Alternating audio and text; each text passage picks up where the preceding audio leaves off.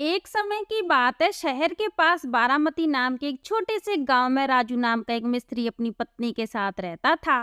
वह बहुत मेहनती था। उसकी पत्नी का नाम कमला था। उसने कई बड़ी बड़ी बिल्डिंग और महलों में काम किया था। वह उस इलाके का सबसे होशियार और मेहनती मिस्त्री था। वह रोज सुबह काम पर जाता और शाम को वापस लौटता और सुखी जीवन जीता था। पर किस्मत को कुछ और ही मंजूर था।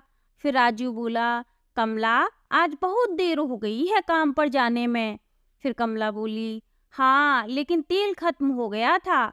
दुकान गई थी तेल लेने, वहां भी बहुत भीड़ थी, इसलिए समय ज्यादा हो गया जी। फिर राजू बोला, चलो कोई बात नहीं, मेरा टिफिन तैयार हो गया या नहीं?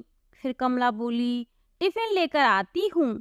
फिर राजू बोला, और हाँ, तुम्हारी तबीयत आजकल ठीक नहीं लग रही है, काम से आऊंगा फिर तुम्हें अस्पताल लेकर जाऊंगा। राजू और कमला अस्पताल से खुशखबरी सुनकर आते हैं। राजू बोला, आज मैं बहुत खुश हूँ कमला। फिर कमला बोली, हमें लड़का होगा या लड़की? फिर राजू बोला, जो भी होगा मैं उसे बहुत पढ़ाऊंगा और एक अच्छा इंसान बनाऊंगा। 9 महीने बाद राजू और कमला को लड़का होता है। फिर राजू उस लड़के को गोद में लेकर बोलता है, कमला, देखो हमें लड़का हुआ है, आज मैं बहुत खुश हूँ, मैं इसे खूब पढ़ाऊंगा। फिर कमला बोली, हाँ, हमारा बच्चा हमारा खूब नाम रोशन करेगा। फिर राजू बोला, हाँ, आज से मैं और ज्यादा मेहनत करूंगा और इसे अच्छी तरह से पढ़ाऊंगा, मेरा बेटा नौकरी करेगा। फिर कमला बोली, हाँ, हमारा बेटा ऑफिसर होगा। कमला और राजू अपने बेटे का नाम राहुल रखते हैं। वे दोनों उसे खूब पढ़ाते हैं और फिर बाद की पढ़ाई के लिए उसे बाहर भी भेज देते हैं। फिर एक दिन कमला बोली, सुनो जी, बहुत दिन हो गए हैं ना राहुल को गए हुए, ना ही कोई उसकी खबर आई है, ना ही कोई फोन आया है। फिर राजू बोला, देखो तो हमारा बेटा कितना मन लगाकर पढ़ाई कर रहा है, उसे फोन करने तक के लिए भी टाइम नहीं है। इतने में एक डाकिया उनके घर पर दस्तक देता है। फिर डाकिया बोला, देखो तो तुम्हारे लिए एक चिट्ठी आई है। फिर राजू बोला, किसकी है भाई? अब लाए हो तो पढ़ के भी बता दो। फिर डाकिया बोला, राहुल की चिट्ठी है। फिर कमला बोली, मेरे बेटे ने चिट्ठी भेजी है। राजू ने कहा, देखा ना कमला, तुम बेवजह घबराती रहती हो। फिर डाकिया चिट्ठी पढ़ने लगता है। कहता है, माँ, बाबा आप कैसे हैं? मैं यहाँ ठीक हूँ, मेरी चिंता मत करना, मैं यहाँ बिल्कुल ठीक हूँ। और हाँ, मेरी अब यहाँ नौकरी लगने वाली है, उसके लिए मुझे 1 लाख रुपए की जरूरत है, नहीं तो मुझे नौकरी नहीं मिलेगी और मेरी पूरी मेहनत भी पानी में चली जाएगी। फिर कमला बोली, हाय दैया, जालिम जमाना है, एक तो पढ़ाई में इतना खर्चा और ऊपर से कमीशन भी मांगते हैं नौकरी के लिए। फिर राजू बोला, चाहे कुछ भी हो जाए, मैं अपने राहुल को हारने नहीं दूंगा। फिर कमला बोली, अरे हाँ मिस्त्री साहब, पर इतना पैसा कहाँ से लाएंगे? बैंक लूटेंगे या कुछ और? बोलिए जरा। फिर राजू बोला, नहीं, मैं धनराज सेठ से बात करूंगा जो ब्याज पर पैसे देता है। फिर कमला बोली, हाँ, पर वह पैसे के बदले में कुछ गिरवी भी रखता है, तुम्हारे पास क्या है गिरवी रखने के लिए? फिर राजू बोला, हमारा ये है घर, हम अपने बेटे के लिए इसे भी बेच देंगे चाहे, फिर हमें सड़क पर ही क्यों ना रहना पड़े। इस तरह राजू धनराज सेठ से ब्याज पर पैसे लेकर अपने बेटे को भिजवा देता है। उधर राहुल नौकरी पर लग जाता है। कुछ दिनों बाद उसे वहाँ एक लड़की पसंद आ जाती है। वह उससे शादी भी कर लेता है और अपनी दुनिया में ही खुश रहने लगता है और माँ बाप को भूल जाता है। फिर एक दिन कमला बोली, सुनो जी, इतने साल हो गए हैं, अभी तक हमारा बेटा हमसे मिलने भी नहीं आया है, कैसा होगा वो? उसका कोई अता पता भी नहीं है। फिर राजू बोला, कमला, तुम चिंता मत करो, उसने बोला था कि मैं आऊंगा तो वह जरूर आएगा। राजू को बहुत चिंता होती है कि वह कर्ज के पैसे कैसे चुकाएगा। अब राजू सोचता है कि अब मैं कहीं काम ही ढूंढ लेता हूँ। फिर राजू बोला, सुनो कमला, अब मैं काम ढूंढने जा रहा हूँ। फिर कमला बोली, इस उम्र में अब आपको कौन काम देगा जी? फिर राजू बोला, लेकिन धनराज सेठ का कर्जा तो चुकाना ही पड़ेगा ना।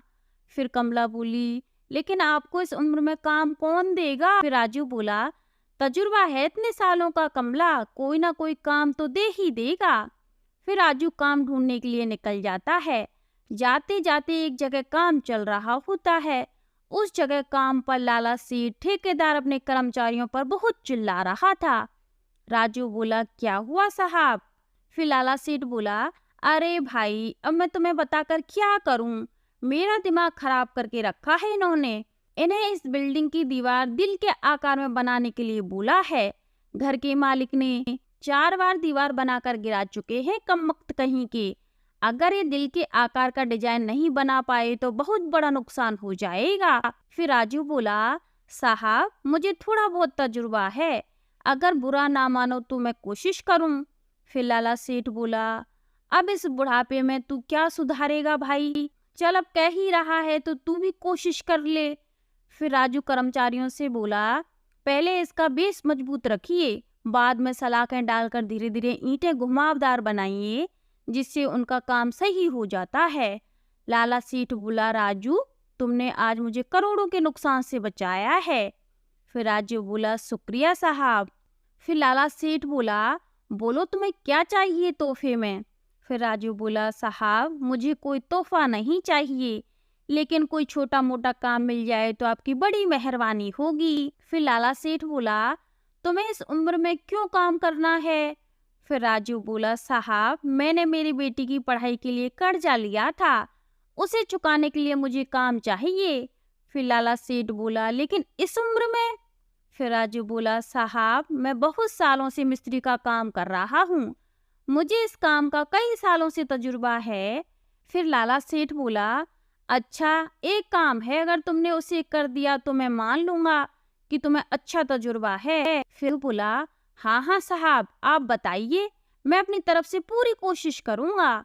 फिर लाला सेठ बोला, और हाँ, अगर यह काम तुमने कर दिया तो मैं तुम्हारा पूरा कर्जा चुका दूंगा, तो तुम कल मेरे घर आ जाओ और मैं तुम्हें वो काम वहाँ बता दूंगा। फिर राजू बोला, जी साहब धन्यवाद। फिर राजू घर पहुंच जाता है। फिर कमला बोली, क्या हुआ, आप इतने परेशान क्यों हो, काम नहीं मिला क्या। चलिए हम कुछ ना कुछ कर ही लेंगे। फिर राजू बोला, कमला ऐसा काम मिला है जिससे हमारा पूरा कर्जा चुक जाएगा। कमला बोली, लेकिन फिर भी आप इतने परेशान हैं, और फिर आपको काम कैसे मिला है जिससे आपका सारा कर्जा एक बार में चुक जाएगा। फिर राजू बोला, यही तो मैं सोच रहा हूँ, लेकिन यह तो कल सेठ के घर जाकर ही पता चलेगा। चलो अभी खाना खा लेते हैं, सुबह लाला के घर भी तो जाना है। फिर कमला बोली, हाँ ठीक है। दूसरे दिन सुबह राजू मिस्त्री लाला सेठ के घर जाता है। रास्ते में उसे एक छोटा बच्चा खेलते हुए दिखाई देता है। राजू मिस्त्री उस बच्चे को देखकर मुस्कुराता है और दरवाजे की ओर आवाज लगाता है। फिर राजू मिस्त्री बोला, साहब ओ साहब। फिर लाला सेठ बोला, अरे अरे राजू तुम आ गए, आओ बैठो। राजू यह मेरी लड़की मोनिका है। फिर राजू बोला, नमस्ते मालकिन। फिर लाला सेठ बोला, यह बाहर पढ़ाई करती थी, कुछ साल पहले ही इसकी शादी हुई है, अभी यहाँ रहने के लिए आई है। और वो रहा इसका शरारती बच्चा, इसका एक सपना था कि हमारी खुद की एक जौहरी की दुकान हो। इतने में मोनिका बोलती है। मोनिका बोली, बात यह है कि 3 साल पहले ही हमने यहाँ एक बाजू में एक बड़ी दुकान बनवाई, लेकिन 4 या 5 महीने के बाद हमारी तिजोरी में से पैसे गायब होने लगे। अभी पिछले महीने में भी चोरी हुई है, अगर तुम्हारे पास इसका कोई इलाज है तो बताओ। फिर राजू बोला, पहले जरा मुझे दिखाओ तो सही, मैं वहीं पर कुछ न कुछ दिमाग लगाकर इसका इंतजाम कर दूंगा। फिर लाला सेठ बोला, भाई राजू, लेकिन बड़े बड़े इंजीनियर भी इसकी समस्या का हल नहीं निकाल पाए हैं। फिर राजू बोला, साहब मैं पढ़ा लिखा तो नहीं हूँ, लेकिन कई सालों से तजुर्बा है मेरे अंदर। साहब क्या आप अपनी दुकान में मुझे दिखा सकते हैं। फिर लाला सेठ बोला, हाँ बिल्कुल। राजू मिस्त्री पूरी दुकान देखने लगता है। मोनिका बोली, देखिए यहाँ हमने पक्के से पक्का लॉकर बनवाया, लेकिन फिर भी चोरी ही होती जाती है।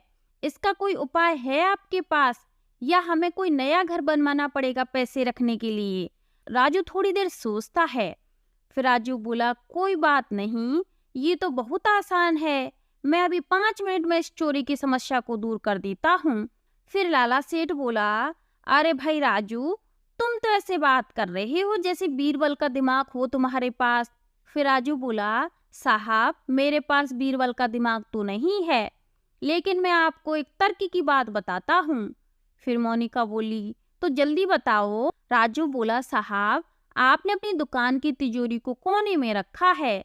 अगर आप इस तिजोरी को बीचों बीच रखोगे तो इस पर सबकी नजर रहेगी।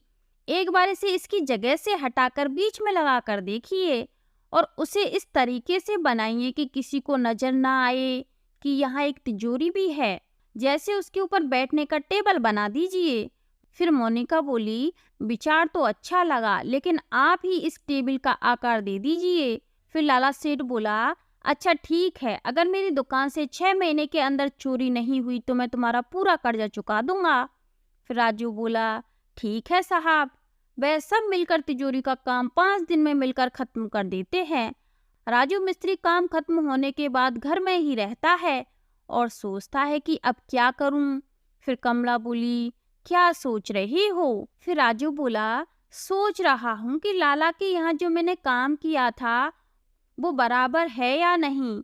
अगर वहाँ चोरी हुई तो पैसे नहीं मिलेंगे, फिर हम क्या करेंगे? फिर कमला बोली, परेशान मत हो, जो भी होगा अच्छे के लिए होगा।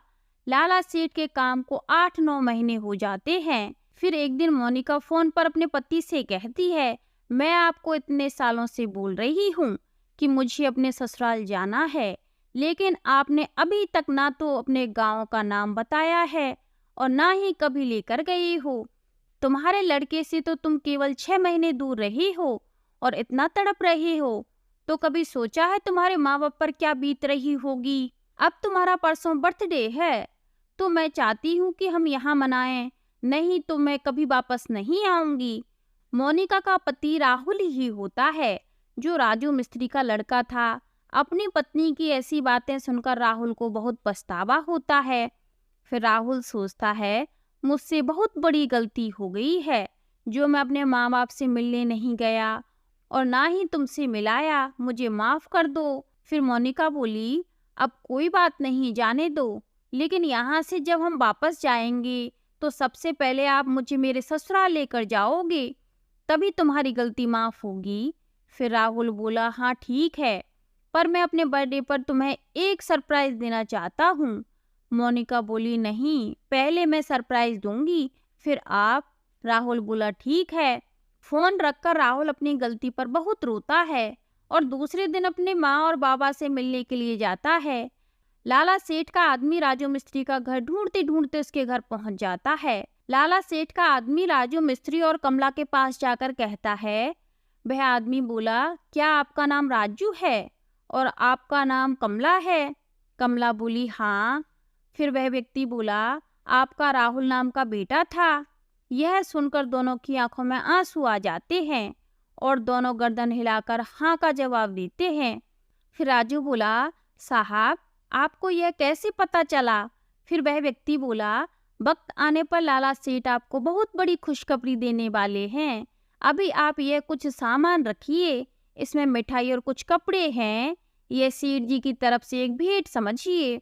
राजू मिस्त्री कमला की ओर अचंभे की नजरों से देखता है। कमला बोली, शायद तुम्हारे बनाए हुए लॉकर या फिर तुम्हारे काम से सेठ बहुत खुश हो गए हैं, इसलिए उन्होंने हमें ये भेंट भेजी है। फिर राजू बोला, परंतु मुझे तो कुछ और ही लगता है। फिर कमला बोली, जाने दो, जो भी हो, अब हम धनराज सेठ का कर्जा जरूर चुका देंगे। लाला सेठ के आदमी के कुछ देर जाने के बाद एक जवान लड़का सूट बूट और टाई पहने और बड़ा सा बैग हाथ में लिए दरवाजे में अंदर आता है। राजू बोला, जी आप हमारे घर में क्यों घुसे आ रहे हैं? आप कौन हैं?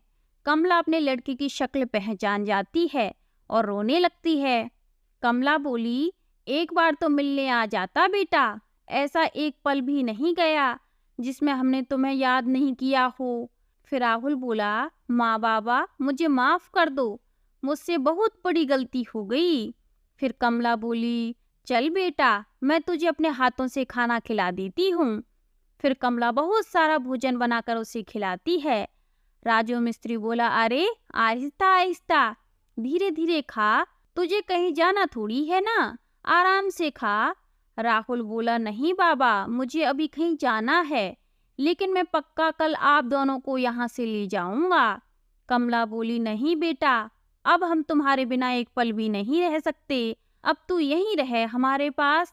राहुल बोला, बस एक दिन की तो बात है माँ, फिर मैं हमेशा के लिए आपके पास रहूंगा, और हाँ, मैं आपको जल्द ही खुशखबरी देने वाला हूँ। फिर कमला और राजू मिस्त्री दोनों एक दूसरे की तरफ देखते हैं। राजू बोला, ठीक है बेटा, जल्दी आना, हम तुम्हारा इंतजार करेंगे। राहुल वहां से निकल जाता है। कमला बोली, जरूर कोई ना कोई बात है, सेठ जी भी यही बात कह रहे थे और राहुल भी। इतने में लाला सेठ का एक आदमी राजू मिस्त्री के घर आता है। फिर वह आदमी बोला, राजू मिस्त्री, तुम दोनों को जो है लाला सेठ ने अपने यहाँ बुलाया है। राजू बोला, हाँ हाँ, हम आ जाएंगे, परंतु क्या बात है बताओ। दूसरे दिन राजू मिस्त्री और कमला दोनों लाला सेठ के यहाँ जाते हैं। लाला सेठ बोला, आओ राजू, तुमने जो काम हमारी दुकान के लिए किया था, उससे अभी तक हमारी दुकान में चोरी नहीं हुई है। यह तुम्हारा कर्जा का पैसा है और यह रहा तुम्हारा इनाम। ऐसा बोलकर लाला सेठ उसे और पैसे देता है। इतने में अंदर से राहुल और मोनिका आते हैं। फिर मोनिका बोली, तुम बोल रहे थे ना कि अब तो दुकान में चोरी बंद हो गई है, ये इतना अच्छा काम किसने किया? यह हैं वो जिन्होंने यह काम किया है। फिर राहुल बोला, तुम बोल रही थी ना कि मैं तुम्हें कभी अपने ससुराल नहीं लेकर गया, इनसे मिलो, यही मेरे माँ बाप हैं।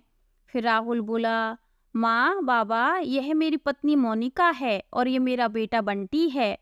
मोनिका उनके पैर पड़ती है, वह दोनों आशीर्वाद देते हैं और बंटी के गले लगते हैं। फिर लाला सेठ बोला, अरे मुझे तो पता ही था मेरी बेटी किसी हीरे को ही चुनेगी, तुम तो खास हो ही, परंतु तुम्हारे पिताजी और उनका तजुर्बा तो उससे भी ज्यादा खास है। फिर राजू मिस्त्री बोला, मालिक ऐसा ना कहो, यह हमारे लिए बहुत बड़ी गर्व की बात है कि हमारा बेटा आपकी बेटी से शादी किया है। फिर लाला सेठ बोला, अरे मालिक, किसको बोल रहे हो भाई, आओ गले मिलो। फिर लाला सेठ बोला, अब तुम हमारे समधी हो गए हो, और हाँ, याद रखना, शायद मेरे पास पैसे ज्यादा होंगे, लेकिन तुम्हारे पास तजुर्बा ज्यादा है, इसलिए कोई छोटा बड़ा नहीं है। इसके बाद सभी लोग एक साथ एक ही परिवार में हंसी खुशी रहने लगते हैं और प्यार भरा जीवन जीते हैं। तो आज के लिए बस इतना ही, आगे मिलते हैं कोई नई कहानी के साथ।